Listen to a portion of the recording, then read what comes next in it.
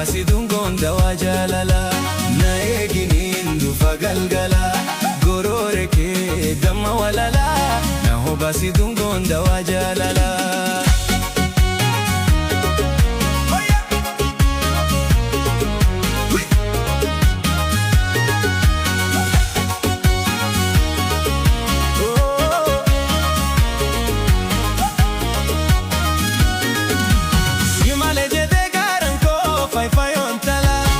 Beki hogeeyuu sifiin alaanala. Nibeeta garuu akka nama guutuu dhibeen jaalala. Si malee jedhee gaaraan koo faayifayoon tala. Na beki hogeeyuu sifiin asmaan mala. Nibeeta garuu akka nama mudduu dhibeen jaalala.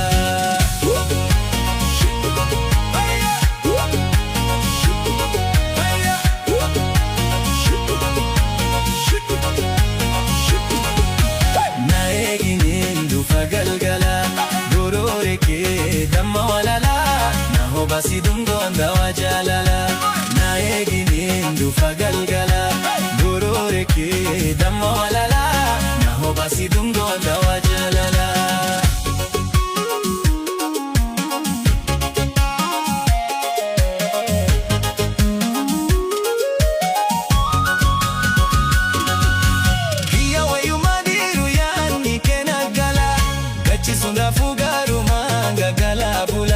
Shilingina dorgee halkuu si booyaa garaan jaalala. Kiyya wayyuma diiru yaadni keena gala. Gachisuun raafuu gaarumaan gagala bula. Shilingina dorgee halkuu si booyaa garaan jaalala. Na eeginiin dhufa galgala. Goroore kee damma walala. Na baasi dungoon dawaa jaalala. Na eeginiin dhufa galgala. Goroore kee damma walala. Baasi dungoon dawaa jaalala.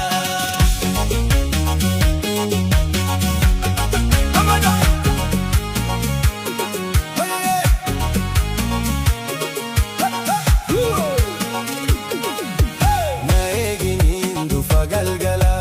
Goroore kee damma walala. Na baasi dungoon dawaa jaalala. Na eeginiin dhufa galgala. Goroore kee damma walala. Na baasi dungoon dawaa jaalala.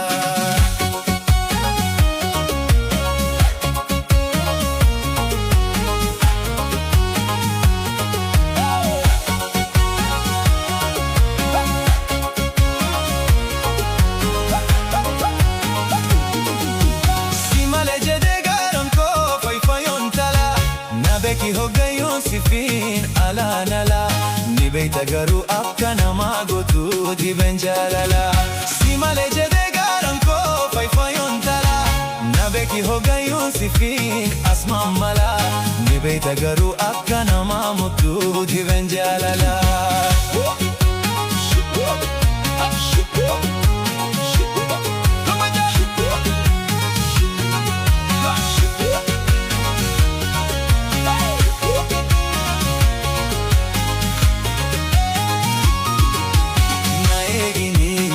Galgala. Goroore kee damma walala. Na baasi dungoon dawaa jaalala. Na eeginiin dhufa galgala. Goroore kee damma walala. Na baasi dungoon dawaa jaalala.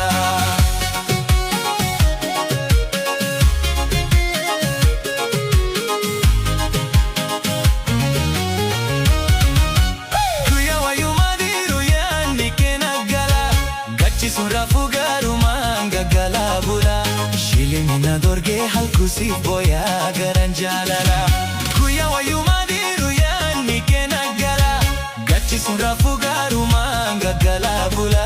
Shilingina dorgee halkuu si booyaa garaan jaalala.